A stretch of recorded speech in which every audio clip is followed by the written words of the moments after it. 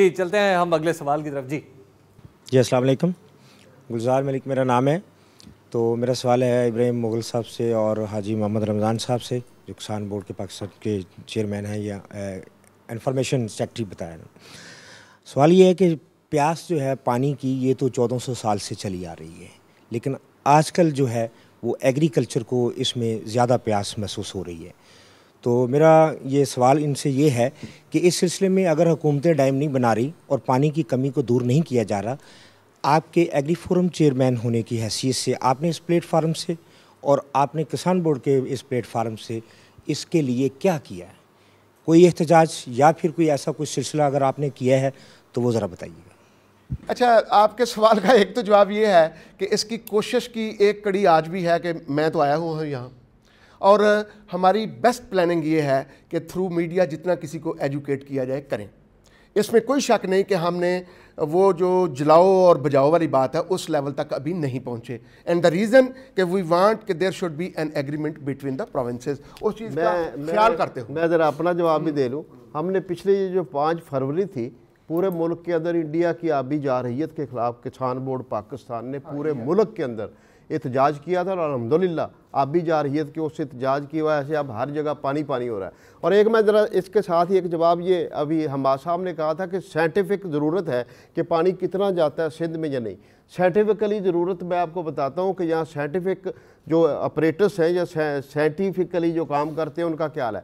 ये सूबों के दरमियान ये जो झगड़ा जो अभी अब मुगल साहब ने बताया कि सूबों के दरमियान पानी की तकसीम को ऑपरेट करने के लिए एक टेलीमेट्री सिस्टम अरबों रुपए का लगाया गया था हर डैम के ऊपर। टेलीमेट्री 1 मिनट 30 करोड़ का, और नहीं चलो 30 करोड़ मैं आपकी मान लेता, वैसे वो अरबों में नहीं 30 करोड़ का था। चलो 30 करोड़ भी बड़े होते हैं। अच्छा, वो टेलीमेट्री सिस्टम यानी सैटेलाइट के जरिए उनका आपस में लिंक था। आप सुनकर हैरान होंगे कि वो एक दिन भी नहीं चला और सारा डेड हुआ पड़ा है। पाकिस्तान 1947 में बना और 2009 तक हम कालाबाग डैम वो जगह है जहां पाकिस्तान का 9 करोड़ एकड़ फुट पानी सालाना गुजरता है, 90 मिलियन एकड़ फुट। और जब से पाकिस्तान बना है अब तक हम 934 मिलियन एकड़ फुट पानी इन 60 सालों में समुद्र में फेंक चुके हैं।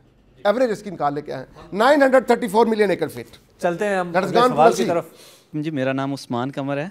Being a student of economics, मेरे जहन में ये क्वेश्चन आ रहा है कि हम इस बात का एतराफ़ कर रहे हैं कि पहले प्रोग्राम के शुरू में ये कहा गया कि सिंध के एक मिनिस्टर के ये अल्फाज थे कि अगर पानी की यही कंडीशन रही तो फसादात हो सकते। उन्होंने इंटरनेशनल स्टेरो पर भी कह दिया, लेकिन मेरी इंफॉर्मेशन के मुताबिक 2 मिलियन एकड़ पानी हर साल वो ज़ाया कर देते हैं, समंदर में फेंक देते हैं। जबकि वहाँ के ही एक मिनिस्टर के ये बयानात थे कि कुछ भी हो जाए हम चश्मा जेहलम लिंक कैनाल नहीं देंगे।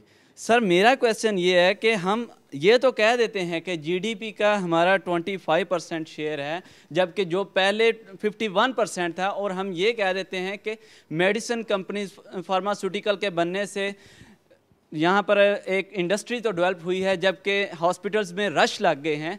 तो पहले हमारा ये कहना था कि हमारे मुल्क में इंडस्ट्री नहीं है और इंडस्ट्री ज़रूरी है एक इकोनॉमी की डेवलपमेंट के लिए। अगर अब इंडस्ट्री है तो उससे भी प्रॉब्लम है, तो कैसे इन्हें रिमूव करें, कौन करेगा? इसका जवाब जो है वो हमाद साहब बता चुके हैं कि जो पानी नीचे जा रहा है वो ज़ाया नहीं हो रहा।